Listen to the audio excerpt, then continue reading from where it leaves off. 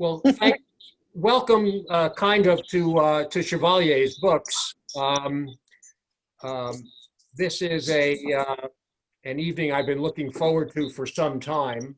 I stalked Jim and Mary to make sure that first they would agree to do this, and second, when we had this little health problem, that they would be willing to appear even from their home. So I'm really very grateful for each of them sticking with this. I'm here to tell you that I had a great time reading Jim's book. As you know, I'm a little bit of, or some of you know, I'm a kind of a Jim acolyte. I have the Eisenhower book, and I have the Earl Warren book, and so I was excited to be able to read the Man of Tomorrow book about the relentless life of Jerry Brown. So Jim's a person I've admired for a very long time. Mary I've admired for an equally long time, and I've been saying that because of Mary, I'm able to breathe the air in California without seeing it.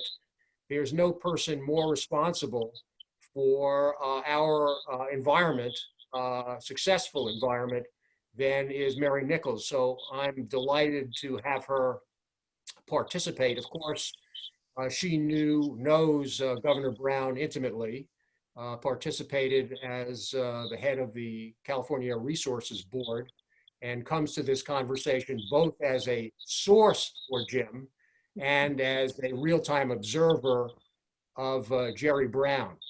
The book itself is an amazing, engaging history of California, of Californian politics, of philosophy, of a unique personality, an element almost of a psychological study of this compelling and interesting person.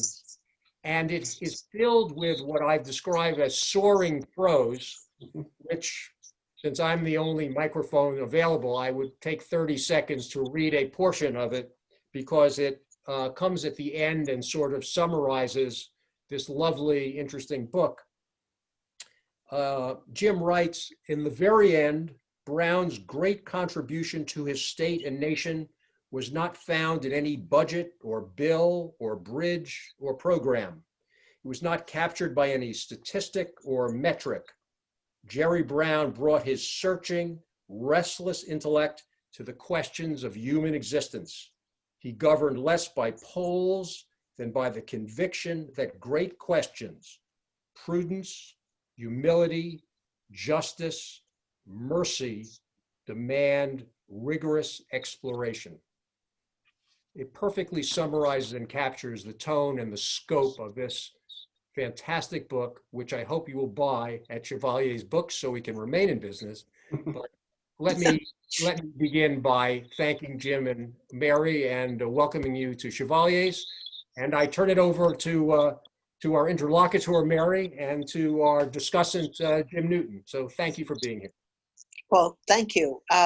I had a chance to talk to Jim yesterday about how we would do this, and I think we agreed that we would not have me interview him so much as sort of get started on a conversation, as would happen if Jerry Brown himself were here. Because if you have ever tried to interview Jerry, which I have done both on stage and in private, you quickly learn that one of his great skills is that he can talk about whatever he wants to talk about, regardless of what you thought you wanted to talk about. But I will start with asking Jim a question, because I think it's important. Jerry Brown, you've written several books, as was noted by Bert before, but this is the first time you've written a book about a person who's alive. So talk a little bit about how you got in the door and how you got the material that's in this book. Well, thank you. And I look forward to our conversation. And before I start, let me just say a thank you to you, Mary, of whom I am such a great admirer. And I thank you so much for being willing to do this. And Bert and Chevalier's, you guys are the greatest. And I hope all of you here not only buy my book, but buy a lot of books from Chevalier's and help them get through this period. So thank you. you very much.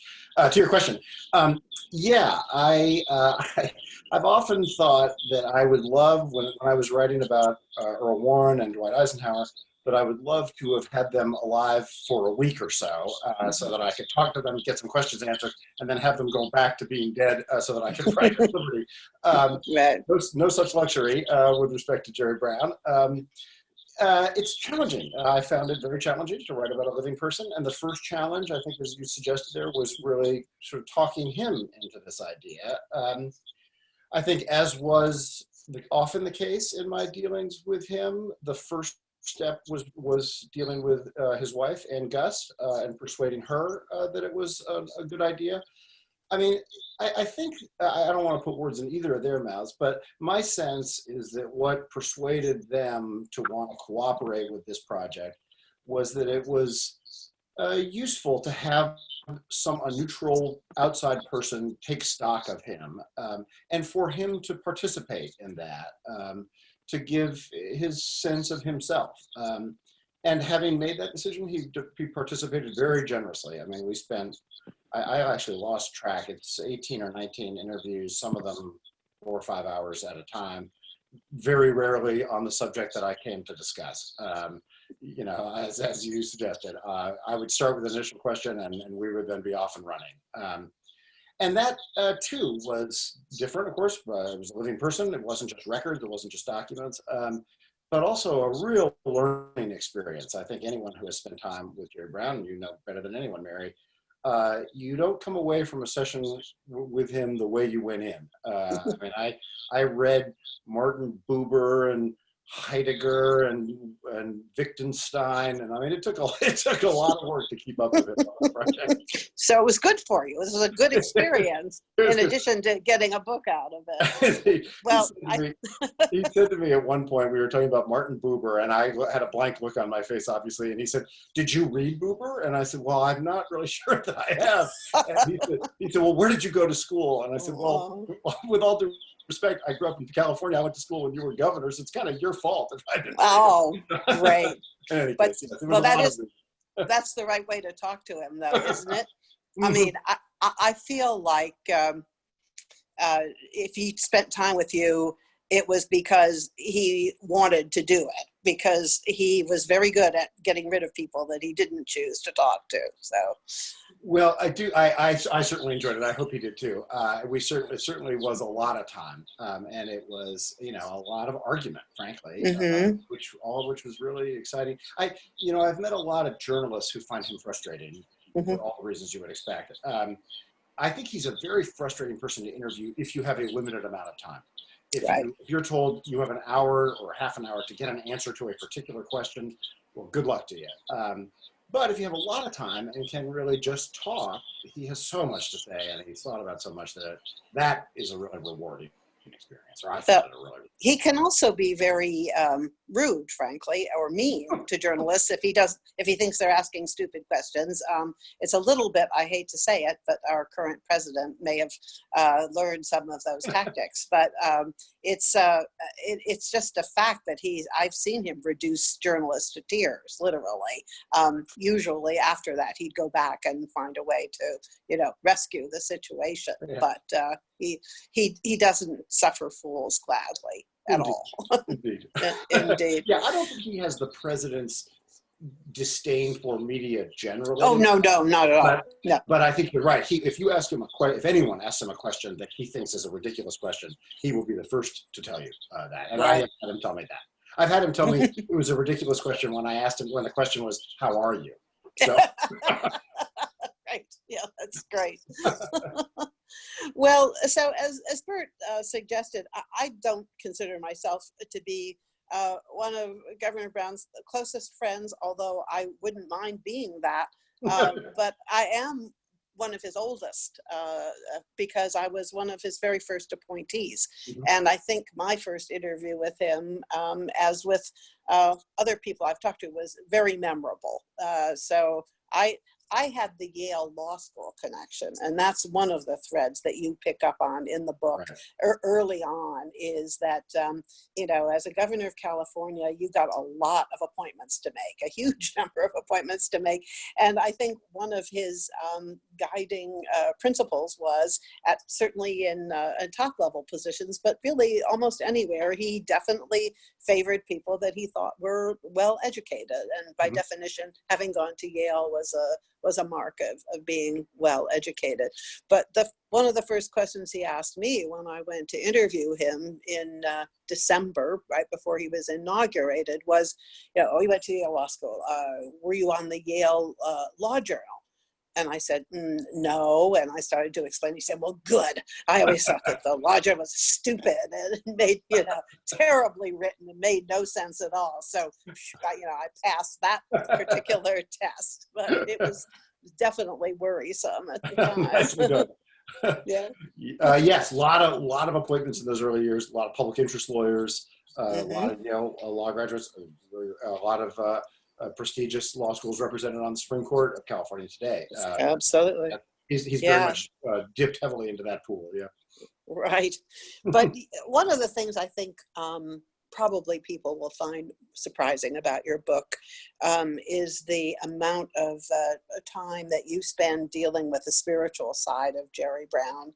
I mean, I think his history of having been in the seminary and trained by the Jesuits is well known. But I think you really pursued some of those issues about what made him think the way he does. And since, again, I'm going to call on the Yale Law School connection, I happen to think there's a connection there between the style of questioning and thinking about policy issues that you would get if you were studying with the Jesuits as you would get if you went to Yale. That it was I'm not going to say it was identical because it certainly wasn't religiously based, but it was that same approach to asking big and challenging questions and expecting people to engage in them. So I'm curious about how you perceive that aspect of it. Well, first of all, let me say that I'm really glad that it rings true to you who've had that experience. It certainly felt right to me, but I'm neither trained by Jesuits nor a graduate of Yale Law School. So I'm glad it works.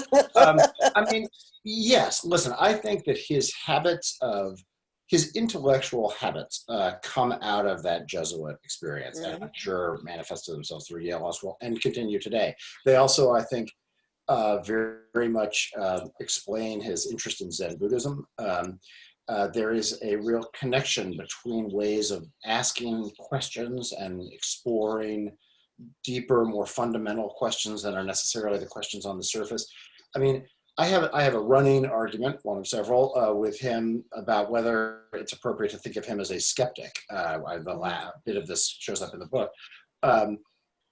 He sometimes prefers not to be called a skeptic because I think he thinks of it as sort of sour. And he's not sour. He's exuberant and full of ideas and lively. So he's right, I think, to flinch if that's what skepticism connotes. But to me, what it connotes is challenging conventional wisdom, asking the next question. And that is very much him. And I think that's a product of his Jesuit training. I think it's a product of his law school experience. And it's no coincidence that he tends to reach to people who share that experience, because I think he finds people like that interesting. He wants that. He wants that argument and those questions. And I think it's very much a byproduct of that experience. I think you also touched on the not a side channel, really. It's I think, kind of a rich stream in his thinking that relates to the time that he spent with Buddhists and with friends who were very involved in Buddhism, and people like the poet Gary Snyder. And there's a whole California group or a strain, I would almost say, of Buddhism, which he is also a part of. And to me, it was part of the explanation of his views about the environment, which is, of course, the thing that I have been most involved with and that I spent the most time talking with him about, is that a different way of looking at the relationship between humans and nature than traditional Christianity or Judaism, with the emphasis on, dominion over nature. Is not, that's not his way of thinking about it. And more and more now, he talks about how nature is in charge and we have to listen. Yeah. Oh, I think that's, I couldn't agree more. And I came to appreciate that over time with him. And that's not something that grew out of our early interviews. I think in the early interviews here, I approached him with more sort of straight policy questions. So my question about the environment would be more, what do you think about the Trump administration not granting a waiver to California? That would be the nature of my question. And his answer would be, the river is the river. And there's a holistic quality to nature. And we would then talk about that for a long time, which is a much more fulfilling, rewarding conversation, even though the other's important, obviously. And so he's the only person I know, possibly with the exception of you, frankly, who can address these issues on all those levels and feel them on all those levels. And so, listen, he has a lot of legacies, a word that he hates, by the way, but a lot of, he provides a lot of things to think about, but nowhere is that richer or more considered or more a part of his personality than when it comes to the environment and all its implications, spiritual, legislative, policy, political, etc. But of course, he is a politician. That is his career. Indeed. through and through. And I think you were able to capture some of what makes that such an interesting interplay, is that he has all of these aspects of his philosophical, spiritual being, intellectual, etc. But at the same time, he's been one of the most successful politicians in California, certainly in recent history. And now when we look back on him, I think it's even more appreciated, of course, just because you see the trajectory over the first two terms and then the return in the second two, and how he really learned the job over time. Yeah, well, and I'd be curious your sense too. I think there's a lot. One of the most intriguing things about writing about him is the opportunity to observe such a successful, interesting person in the same job with a 28-year gap in between. An important job, not just any job, obviously.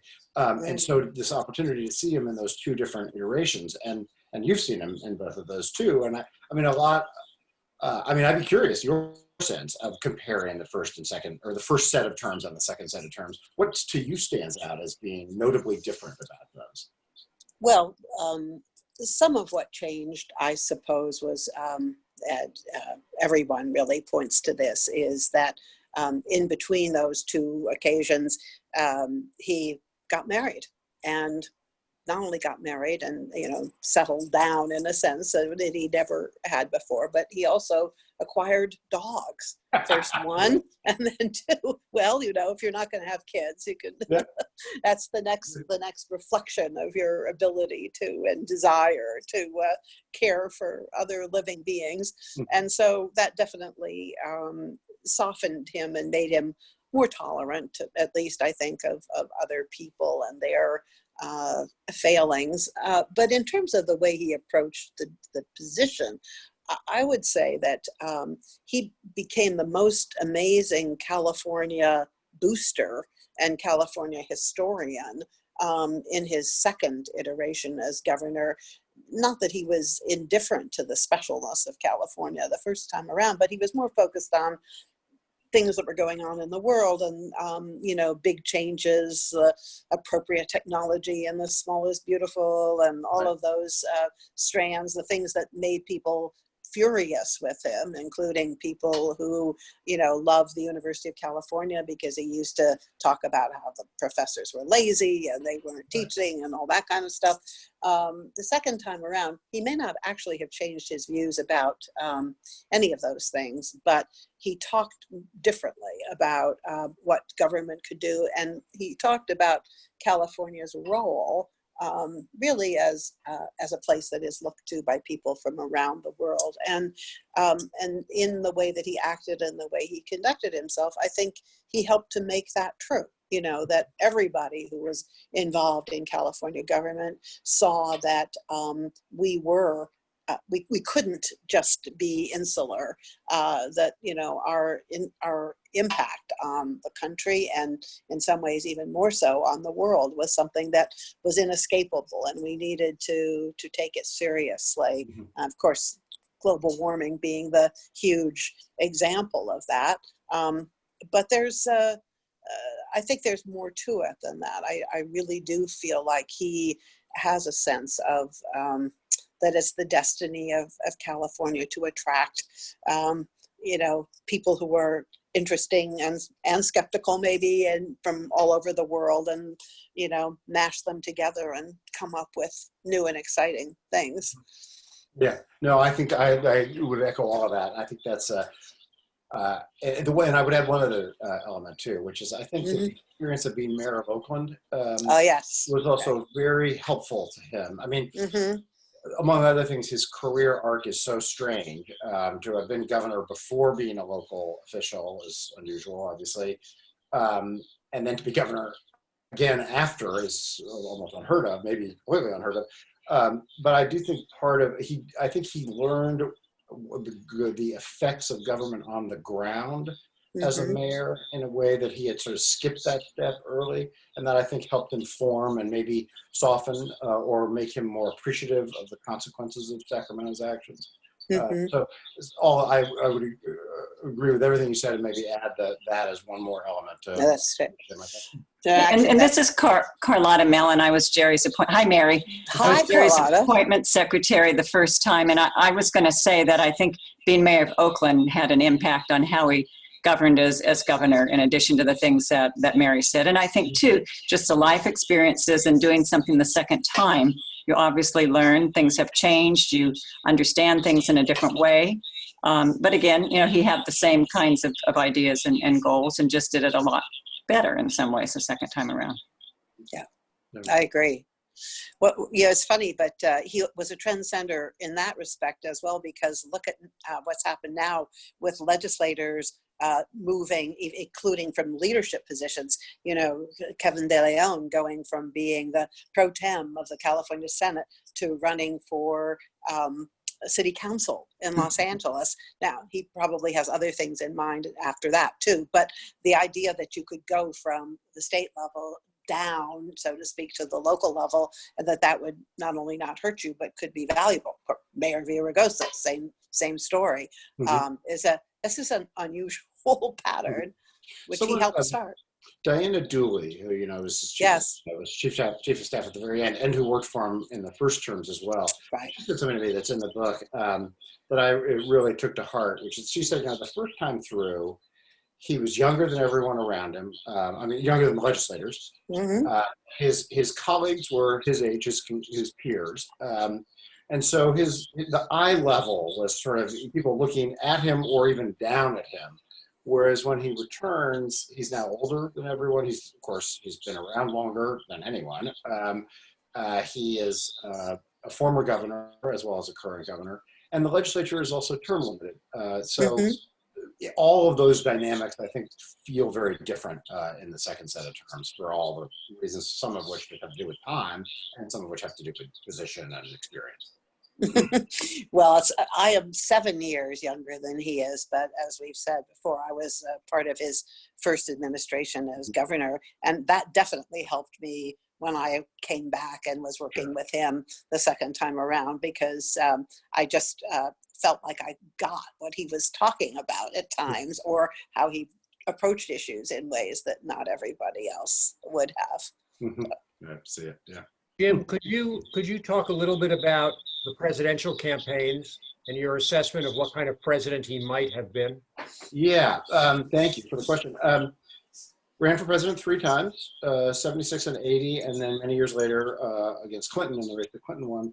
Of those, I think 76 is the campaign that probably had the best chance of actually winning. And had he gotten in earlier in 1976, he might well have been president. He waited until New Hampshire was already well gone before he decided to get in. He got in time for the Maryland primary, and from that point forward, he won almost every every primary that he entered. But it was too late. It was too late to catch Carter. 1980, when Carter was running for re-election, he had an opportunity. I think early on, Carter was seen as a weak candidate and vulnerable, and he picked that up correctly. Where he stayed too long in 1980, though, Ted Kennedy got into that race late. And once Kennedy got in, there really wasn't much room left for Brown as a kind of liberal alternative to Carter. That Kennedy positioned himself as that and then lost, of course, and then Carter got the nomination and then lost himself.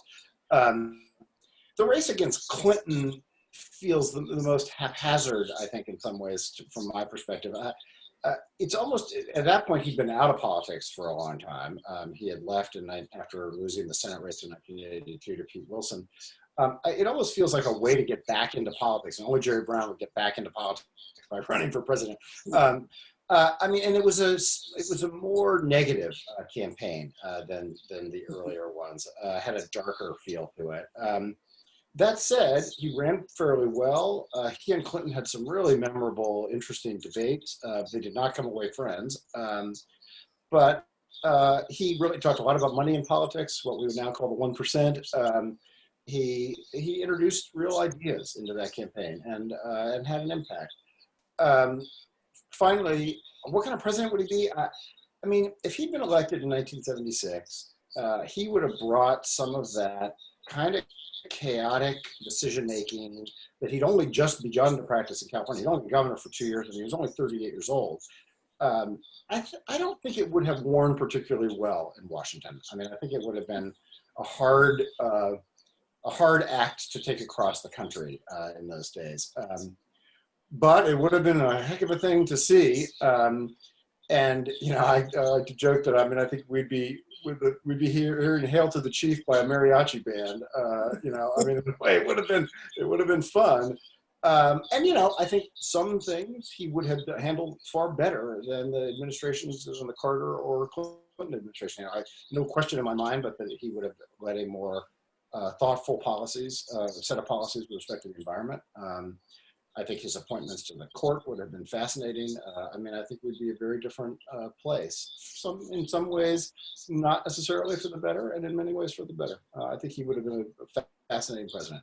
And he never really lost because there was a lack of enthusiasm for him as a candidate. Timing really damaged him each time, and he never really structured a campaign thoughtfully before getting in. And so his lack of discipline in those early years hurt him as a presidential candidate in a way that it didn't necessarily handicap him as a California candidate. I was involved in the second of those campaigns. I noticed there's somebody on the line. We're starting to pick up comments also. One of the commenters is somebody who worked on, I'm not sure which campaign, but working on one of his presidential campaigns was also a life-changing experience. And it was not like any other presidential campaign that I've ever experienced, for sure. He was just, because it wasn't just that it was chaotic, although it probably was, but more that he picked up people like a rolling stone. You know, wherever he went, he attracted people and organizations that would just come on board. It was like a traveling road show. It was unique in that regard. It was also one of the people that I think he knew before, but who made a big difference in his good showings was Nancy Pelosi, because of her family and connections as well. Now, you talk a lot about California political history and tell some of the stories that I think many people either don't know or have forgotten about. Right.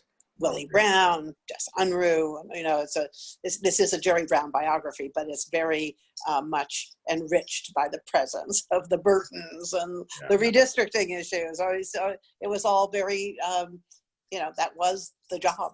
That's what he was doing. Yeah. Well, and it's a reminder too, back to what we were talking about earlier. He's not just a sort of philosopher. He is a politician, and a good one. And I think sometimes people especially in those days. I think less in the third and fourth terms, but in the early terms, I think that because he was talking about Zen Buddhism or small is beautiful, there was a tendency, I think, to think of him as a kind of marginal, slightly kooky figure. Right. Never true and less true over time. Right. You know, we are working on a satellite, by the way, the famous California satellite. There will be a California satellite pretty soon, I think. He's less often wrong than he is early. Yeah, exactly. Hey, Kelsey, Yeah.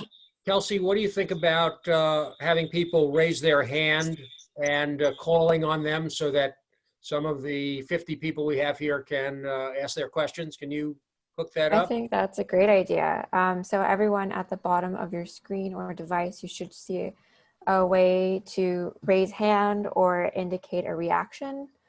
So if you have a question, you can either let me know that you want to speak and I will unmute you. This will just make it flow a little easier versus everyone unmuting themselves at once. Or if you have a question but maybe don't want to share it, you can type it in the chat and Bert or I will help facilitate getting that answered. Cool. Okay. Questions? Are there hands raised? I'm not seeing any I yet. can't see them. I'll raise my. Oh, Hi. Hey, here. Yeah. Hi, Jim. Hey, Peter. Good to see you. You too. Good to see a bunch of people here. Actually, it's. My question was this: how affected was he, by those defeats in those presidential runs? Like, was he really devastated by them, or was he just did he sort of shrug off and kind of like, all right, back to California, back to the ball field? I may be better deferring to you, Mary, on this. I mean, by the time I was talking to him about them, he was fairly sanguine and over it. But by the time I was sitting down to talk to him, it was decades later. I don't know, Mary, did you have an observation of him in the immediate aftermath? No, I think he was what's the word? He was incorrigible. He wasn't. I don't think he was either embarrassed or upset. I think he just went on. He thought he had a lot to offer, and he made his comments. It certainly didn't make him kind or be more generous to the people who had won or anything like that. But he had plenty to do, so he didn't let himself brood on it, from what I could see. That's certainly the feeling I got from him for many years later. Yeah. Jim, what surprised you about the time you spent with Jerry Brown? I mean, 19 interviews, something must have clicked. I've been saying that as I read the book, I had an entirely different view of him at the beginning than I did at the end of the book when I got to feel as though I knew him. What surprised you about spending all that time with Jerry Brown? Boy, a lot of things. I would say at the beginning, I realized I had to learn how to interview him. As I sort of alluded to this already, but I realized that it didn't make sense to come with a list of questions and to try to get them all answered over the course of 4 or 5 hours. It was more fruitful to talk and to try to keep up with him in a certain way. I think that may have helped steer the book toward a more thoughtful kind of exploration of his thinking than just a more straight biography might have been, because that's where it was most interesting to hear from him and to talk to him. I was not. I got the opportunity to see him in action a few times, really working as a political figure, lobbying, and I was struck by how nimbly he shifted from talking about Martin Buber to twisting John McCain's arm on Obamacare. That's a very seamless transition for Jerry Brown. They're not two separate personalities. So that was a little surprising. I would come away from interviews with him exhausted and exhilarated. It was really fun and exciting and difficult. And I think that was a surprise too. I've spent my whole life writing about people and politics, and there's nobody like him. Nobody that I've met. I've never spoken to another politician about Wittgenstein, and I think it's safe to say that Probably I never will. yeah, right. I mean, that's the end of that road. And that's, it was just fun. He was fun to be around, is fun to be around, which is not to say that he's easy to be around, but it's a real, he has a lot to offer and a lot to learn from on levels that I did not expect to learn. I mean, I expected to talk about his father and to talk about, politics and Trump, and I did not expect to have such a long running conversation with him about philosophy and ideas. And it was exciting to be part of that. Let me hog the time a little bit more. Could you tell a little bit about the relationship between Pat Brown and Jerry Brown and how you saw that as an organizing principle for his life? Again, I'd be curious Mary's sense of that too. I'll just say, I mean, that's something I did know that going into the book that was something I wanted to talk to him about. Because obviously, in addition to the fact that he's this unusual creature who was governor with this large gap between his two governorships, the other obvious salient fact that you know about him going into a project like this is his father was governor too. My sense is that in the first couple terms that his relationship with his father was tricky. That he was conscious of not wanting to just be perceived as his father's son, to not feel, and I mentioned earlier, there was the sense that legislators were often senior to him, had been there longer. Some of them, I think, many of them knew his father and saw him more as his father's son than as a governor in his own right. And that was a source of resentment, I think, for him. He kept his father at arm's length when it came to decision making. Gray Davis, who was his chief of staff for much of that period, talked to me about how his father would call with suggestions, and the way to get Jerry to take one of his father's suggestions was to pretend that it was Gray's suggestion, and then make it to Jerry. Jerry would adopt it, and then later he would learn that his father had been the genesis of it. By the third and fourth terms, I don't think that's really a factor. At that point, nobody, maybe not nobody, but I can't think of very many, if anyone, very many people, if anyone today, who thinks of Jerry Brown principally as Pat Brown's son. I mean, that just at this point, he's so outlived that legacy that I don't think that shadows him anymore. I think at a certain level, he couldn't have paid a greater honor to his father than to follow in his footsteps. So it's a complicated relationship. Lots of relationships between fathers and sons are complicated, so that's not that big a surprise. In their case, it's very public, and so I think that's different. They're very different governors, they're very different people, but I think that whatever difficulties Jerry Brown had with the shadow of his father in those early terms is long since a part of his past. At least that's my sense.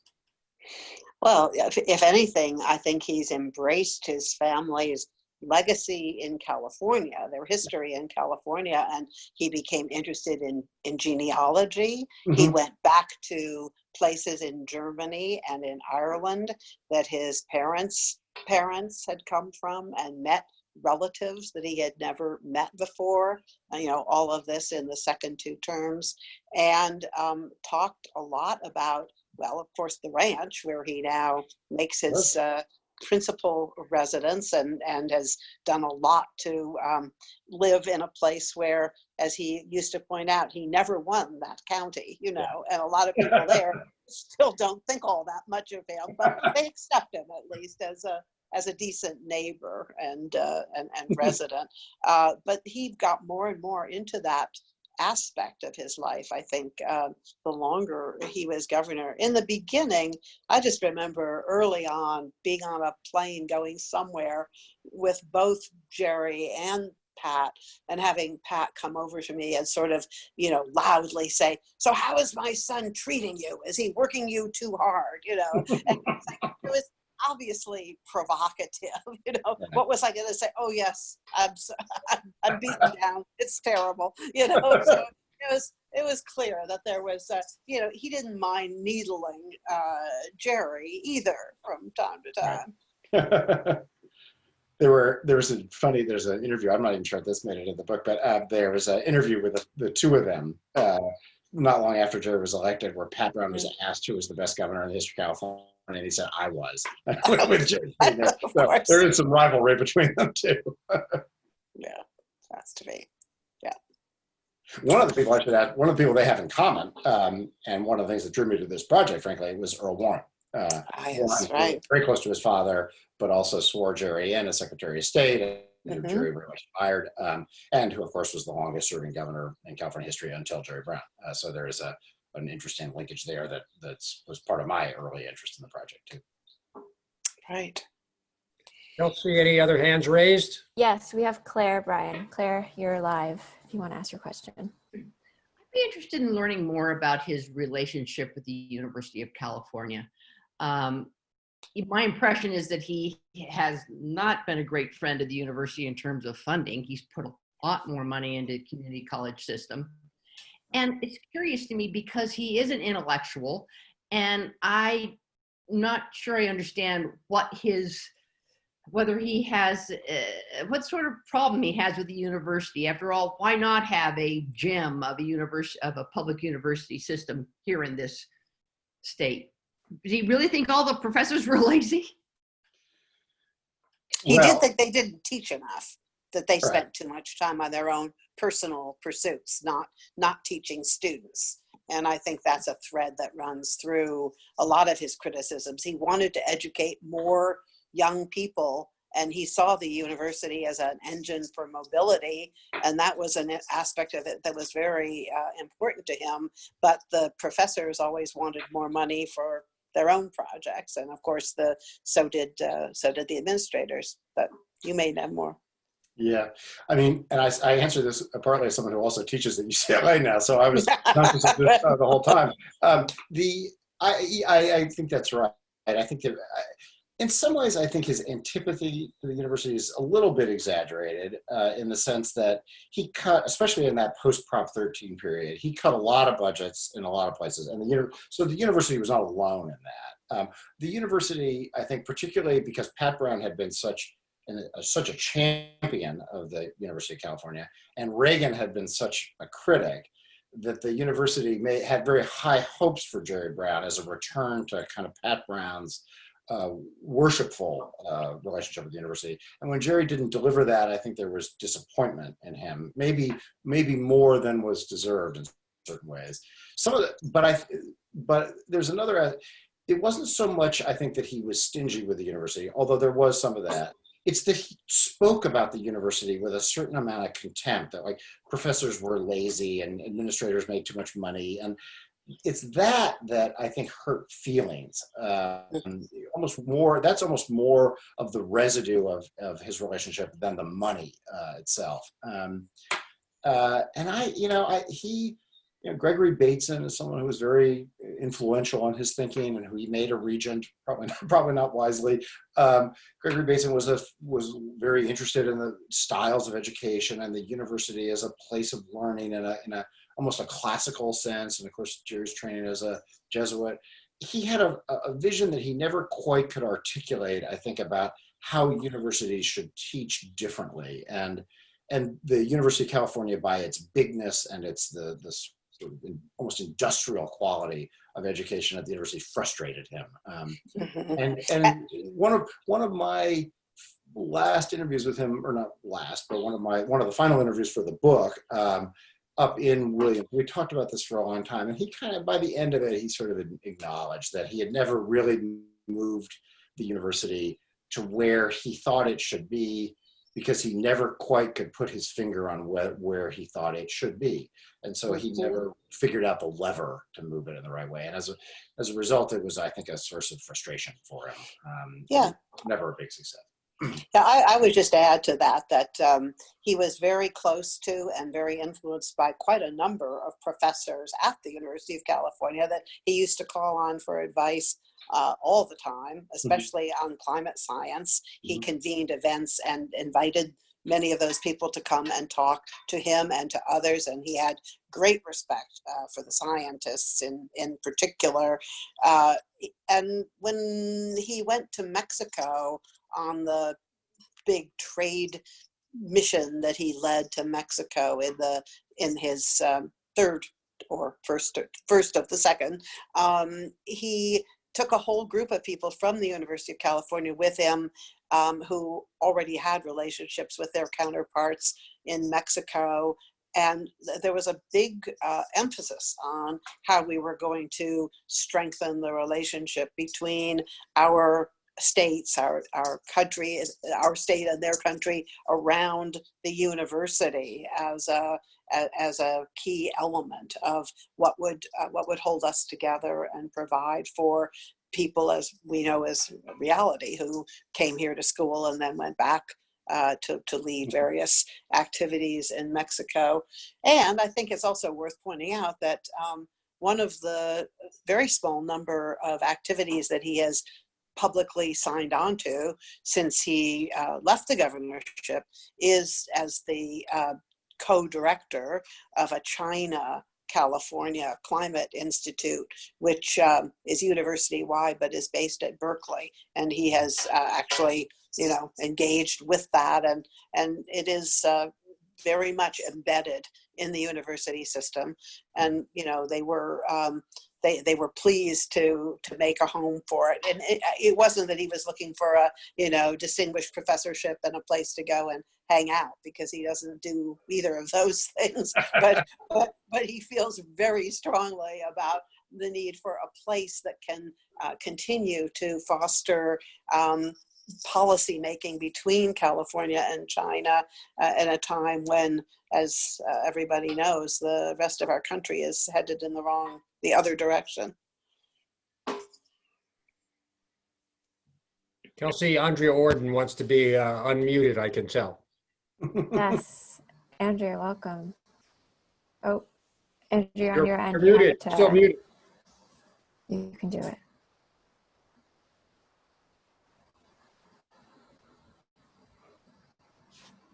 We can't hear you. We can't hear you, Andrea. Kelsey, can you help her?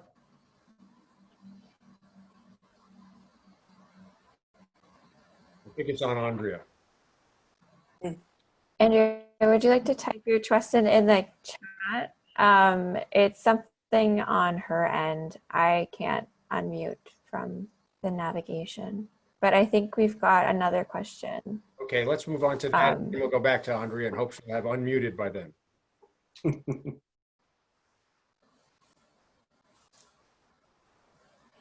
Who are you calling on? D. Abel, did you have a question? I do. Thank you, Jim, for a great book, by the way. Hey, David, how are you? Very good. I'm just curious, you and others have noted that the Oakland experience as mayor really had a profound impact on the second two terms, and I would agree with that. But I wanted, like that, to see whether the time you spent with Jerry during this book influenced or had you rethink how the LA Times and other newspapers and media covered politics, covered the governorship, covered Sacramento, and did your interviews inform you in a way that changed your point of view on how the coverage could be better? Well, let's see. The coverage can always be better. And yes, I think it's, my perspective, of course, is from the LA Times, and there was a brief time where I oversaw some of our coverage in Sacramento. And the challenge, of course, was always trying to deal with the physical remoteness of Sacramento, and yet the incredibly deep impact it had on local life. And so the figures of Sacramento, the speaker, the majority leader, et cetera, were of great consequence to Los Angeles without necessarily being here. And that was a challenge. It's a challenge to cover in state houses in a lot of places. And I think that, that's a challenge even in flush times. It's an even bigger challenge for the Times today and for all newspapers today as they struggle with really difficult economics. Did my interviews affect that? My interviews with Governor Brown were all on with the understanding that I wouldn't publish anything until I published the book, and that the book wouldn't come out until after the conclusion of his governorship. So we talked in a way that I don't think we would have talked had I been covering him in real time during that time. I don't think he would have spoken about certain people in the way he did, and I don't think we would have had the luxury of talking at the length that we did, were I covering him on a daily basis. And I don't think I don't think those things are at odds with each other. I mean, I think there's a place for a book about Jerry Brown, and there's a place for the daily coverage of someone like Jerry Brown. I guess I should add in that the book relies heavily on coverage of him too. There's a lot of footnoting in this book to the Times and other papers. And this may be a little bit off your main point here, but for me, journalism and book writing are kind of antidotes to one another. That whenever I'm working on a book, I miss the daily life of the breaking news and responding to it. And whenever I'm writing on breaking news, I wish that I could get to the bottom of things in the way that I can with a book. So to my mind, those are complementary disciplines. And the fact that there are certain things that you can say in books that you can't in daily journalism and vice versa doesn't render either of them invaluable or unvaluable. It just makes them important it makes it important to have both. And so I don't know if that entirely answers your question, but I guess I would say more briefly, I don't think my interviews with Brown colored the way that I think about coverage of Sacramento or the governor, but I think there's plenty to talk about and think about with respect to coverage of them, irrespective of my interviews with Brown. Kelsey, are we covered? I'm going to ask Andrea's question while we're having some sound issues. She was really curious to hear a little bit more about Jim's process. It's really extraordinary to have so much access to the subject, but what other research was most helpful to him? Well, first of all, it's nice to hear from you indirectly, Andrea, even if I can't quite see you. I hope you're well. Well, yes. First and foremost, I mean, the spine, the centerpiece of this book, I would say, are the conversations with Jerry Brown and Gus Brown. So often what I was doing is doing research elsewhere and then bringing that material to him and attempting to get him to talk about it, to talk about the MedFly, or to talk about Proposition 13, or to talk about Donald Trump, or so whatever. I was bringing in external things to talk about, and then using our time together to get his response to them or his feelings about them, and then of course often going off in another direction. Other material, a lot of the archival material, especially related to budgets and policy making in the first, second, and then to a lesser degree, third and fourth terms. I discovered, this is a story that will tell you something about Governor Brown. About 6 months before I was done, or I was scheduled to be done with this project, I was at his house in Williams, and I was preparing to wrap up for the day, and he or Ann, I forget which of them, said, at some point, if you'd like to look at the stuff we have in the basement, you're welcome to do that. And I said, oh, I'm sorry, what do you have in the basement? And he said, well, just the good stuff. And I said, well, I would really like to look at the good stuff. Yeah. And so I left. I was leaving. I was headed out the door as he said this, or they said this. And so I later corresponded with Ann, and I said, I'm really curious to know what you have in the basement. Can you give me a sense of it? And she sent me a list of boxes. It was like 125 boxes of material or something that included all kinds of archival. A lot of it was photographs and sort of ephemera and memorabilia, but a lot of it was documents and letters and notes he'd taken, which proved to be invaluable. And as far as I know, no person other than the Browns had ever really looked at before. So, some of it is archival, some of it is newspapers, and a lot of it is him. And then, of course, interviews with another 50 or 60 people who knew him, who played a role at different parts of his life. Often those sources were more, in some ways, revealing about him than he was. He was best for ideas. Sometimes other sources were better for the timeline and for the chronology and for the actual history. He was more interested in talking about ideas and things he was thinking over that period. So all that together, I realize it's a little bit of a rambling answer, but all that together comes together in what I hope is a good reading. He's given an oral history, as I understand it, to the Bancroft Library. But what's he doing? What's going to happen to all those papers, all those boxes? Yeah, good. Those boxes were being processed while I was working with him. And so they're finding their way into archives somewhere. And yes, he gave an oral history. In fact, KQED, which did the interviews for the oral history, also has a really lovely, Scott Schaefer at KQED did a podcast called The Political Mind of Jerry Brown, which I recommend. It came out just as I was finishing the book, so I wasn't able to take much advantage of it here. I listened to all of it assiduously, but at that point I was already in manuscript form, so I was mainly reading it or listening to it just to make sure that he hadn't said or remembered something differently to them than he did to me. And our interviews go in very different directions, but to the degree that they overlap, he was very consistent. Let me say that if we were at the store, I promised you we would have wine and cheese and continue our conversation. So if you folks have wine and cheese at home, this would be an opportune time for you to do that. I want to thank Jim and Mary for spending this time with us. I thought this was fantastic. And I really would like to urge people to buy and read this book. It is a special book written by a special person. And thank you all for being here. And thank you, Jim. And thank you, Mary, for doing this. Really, It's a pleasure. Thank you. My pleasure. Thank you, Bert, and thank you, Mary. And thank you all. Yay. Bye. Take care. Thanks, everyone. Have a lovely night.